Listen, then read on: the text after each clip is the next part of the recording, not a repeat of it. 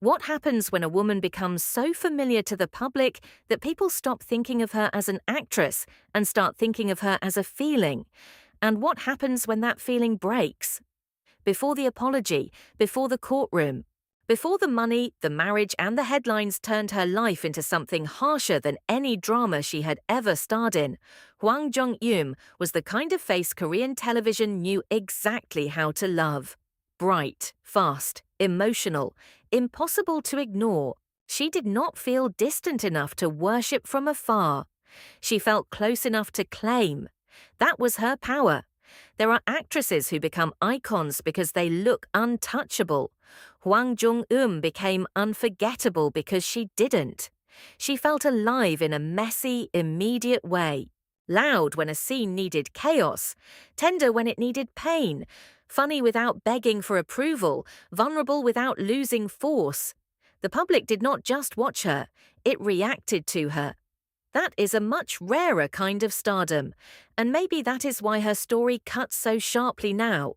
Because women like Hwang Jung-eum are not supposed to feel dangerous at first. They are supposed to feel safe, familiar. The kind of actress people grow up with, cry with, laugh with, and then quietly assume they understand. But did anyone ever really understand her? That may be the real question. She began in the idol world, where girls are taught early how to turn charm into survival. But what made her different was that she did not stay trapped there. She moved, shifted, rebuilt. The energy that might have been dismissed as idle brightness hardened into something much more useful on screen: timing, instinct, emotional speed. By the time television truly claimed her, Hwang Jung-eum no longer looked like someone trying to prove she belonged. She looked like someone who had already learned how to turn volatility into magnetism. That is why she worked so well. She could be warm without becoming soft, funny without becoming disposable, heartbroken without becoming fragile. And once that kind of image lands, the public gets attached in a dangerous way. It starts believing the woman on screen and the woman off screen belong to the same emotional universe.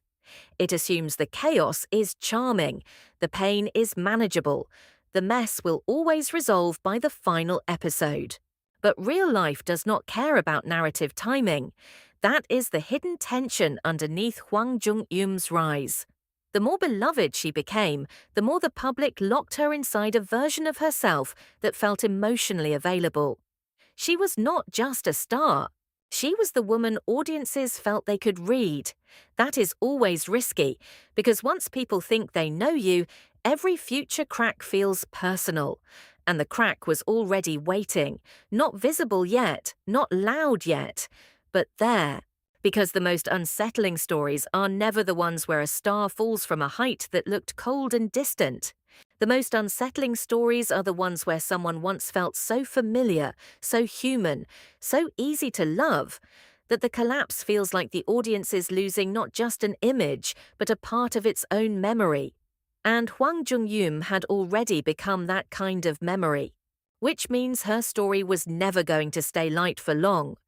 Factual backbone for this script direction: Hwang Jung-eum rose from sugar into major TV fame through projects including High Kick Through the Roof, Secret Love, Kill Me, Heal Me, and She Was Pretty.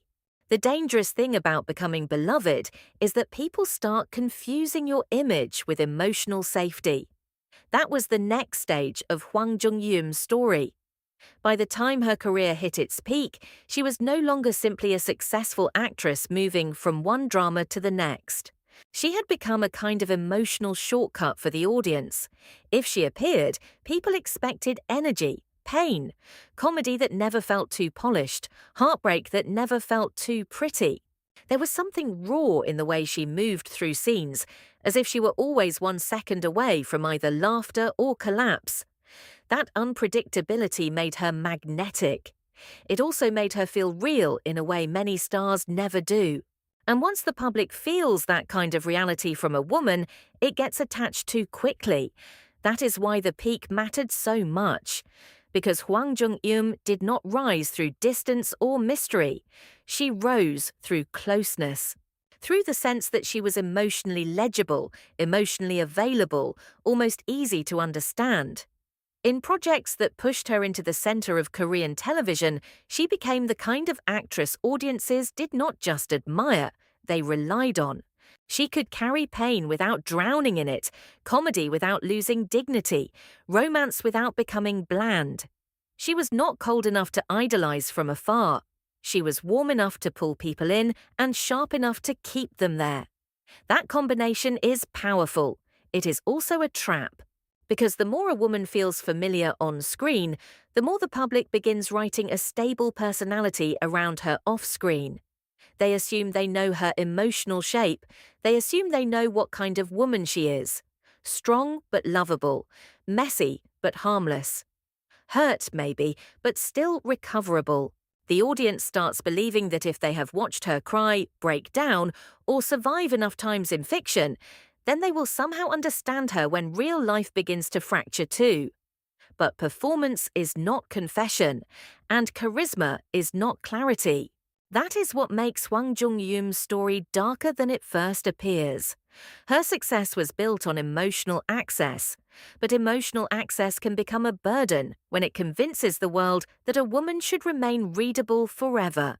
During the height of her fame, the image looked almost ideal. Hit dramas, commercial appeal, recognizability, a face people trusted. She felt embedded in the rhythm of mainstream Korean entertainment, not as a distant queen, but as someone audiences could return to whenever they wanted laughter, intensity, or feeling, with a little edge still left in it. So the question becomes, what happens when a woman like that stops being easy to read? What happens when the same public that once loved her chaos on screen begins to realize the chaos off screen is not scripted, not charming, and not neatly fixable by the end of an episode? That is where the story starts changing, because the peak of Hwang Jung-eum's fame was not only the height of affection, it was also the moment the risk became invisible. The brighter the image looked, the harder it would be for people to accept what came later. The more familiar she became, the more the audience mistook familiarity for understanding. And that misunderstanding would make every future crack feel louder. Because when a woman once felt this easy to love, the public never sees the fall as just scandal. It sees it as betrayal of the version it had already built in its own mind. Nen factual kua joan nai bam tren giai joan jin kao truyen, hin kua Hwang Jung-eum voikach mokn hu kill me, heal me va she was pretty. Then the chaos stopped looking charming. It stopped looking like the kind of emotional mess audiences forgive in a woman they once loved on screen. It stopped feeling like drama. It started feeling like damage. And that is when Hwang Jung-eum's story became harder to look at honestly. Because the public can survive watching a beloved actress age. It can survive watching her disappear for a while. It can even survive divorce rumors, marital tension, the usual slow rot of celebrity intimacy. But what it struggles to survive is the moment when the woman it once treated as emotionally familiar begins to look genuinely unstable in real life. Not broken in a poetic way, not wounded in a way that flatters the myth, but caught inside a series of decisions and public moments too messy to shape into sympathy alone. That was the turn. At first, the cracks came through her private life. Marriage, strain, distance, public suspicion, the kind of unraveling that people pretend to be shocked by, even though they have been waiting for it the whole time. And that is the cruel thing about women with familiar faces. The public says it wants them happy, but it watches much more closely when happiness starts failing. Hwang Jung-eum's personal life began slipping out of the neat frame the audience had placed around her. And once that happened, people no longer looked at her with the same softness. They looked at her like they were waiting for the next piece to fall. Then came the public mistake. And mistakes like that do not land lightly when you are already standing inside a storm. Her accusation, the backlash, the correction, the apology, all of it exposed something much uglier than one bad post or one emotional misfire. It exposed how frayed everything had already become. Because by then, the public was no longer seeing Hwang Jung-eum as the warm, messy, lovable woman from television. It was watching someone who seemed cornered by her own life, someone moving too quickly inside pain to remain fully in control of how that pain spilled outward. And just when that already felt like enough damage, the money story arrived. That is the chapter that changes the mood completely. Because romantic chaos still leaves room for pity, financial scandal does not. Once reports tied her name to money from her own company and crypto investment, the emotional texture around her shifted instantly. This was no longer about heartbreak, bad judgment in love, or the kind of personal turmoil audiences can half forgive because it feels human. Money makes everything colder. It strips away the old sentiment and replaces it with suspicion. Suddenly, the woman people once saw as vivid and emotionally raw started looking dangerous in a different way.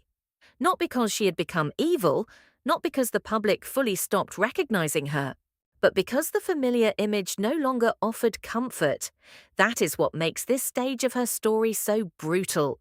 Everything that once made Hwang Jung-eum easy to love now made the collapse feel louder. The visibility, the warmth, the recognizability. The years of emotional closeness audiences projected onto her. When someone that familiar falls into public disorder, the audience does not react like it would to a distant star. It reacts like something intimate has curdled. And maybe that is the darkest point in her story, not when the headlines got worse, but when the public stopped seeing chaos as something she could survive charmingly, and started seeing it as the shape of her life itself. What makes Hwang Jung-eum's story so difficult to reduce is that she was never the kind of star people kept at a distance. She was too familiar for that, too emotionally available, too woven into the texture of ordinary K-drama life. People did not just remember her roles. They remembered how she made them feel, restless, comforted, entertained, seen.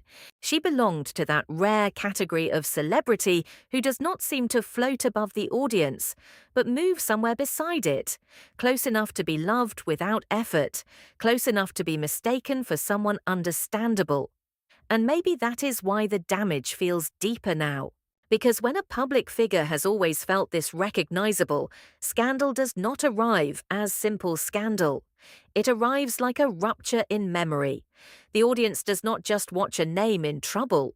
It watches a familiar face become harder to defend, harder to explain, harder to hold inside the version it once built with such confidence. The woman who had once seemed chaotic in a lovable way, vivid in a watchable way, wounded in a dramatic way, had become tangled in something colder than heartbreak and harsher than image fatigue. By then, too much had happened for anyone to keep pretending it was only a rough season. That is the real ending. Not the courtroom alone, not the apology alone, not the divorce alone. But the moment all those things stop feeling separate and begin to merge into a new identity the public cannot ignore. Because once the emotional warmth is gone, people start reading everything differently. The old performances change in memory, the old interviews sound stranger, the old familiarity starts to feel almost eerie, as if the audience had once mistaken access for truth and is only now discovering how much of her life was always taking place outside the frame it preferred. That is one of the cruelest things fame can do to a woman. It allows the world to believe it knew her best precisely when it knew her least. So what remains after that? Not innocence, not simple affection, not even a clean fall. What remains is something far messier. A woman whose talent still exists, whose past still matters, whose screen presence cannot be erased, but whose public image no longer offers comfort in the old way. And maybe that is what makes her story more unsettling than tragic. Tragedy at least gives people a language they know how to use. This is something murkier, a life where the familiar has curdled, where apology does not restore warmth, where even repayment, closure, or silence cannot fully return a face to what it once meant. That is why the story lingers. Because the question is no longer whether Hwang Jung-eum was once beloved, she was. The question is whether beloved women are ever really allowed to survive public disorder with their original image intact.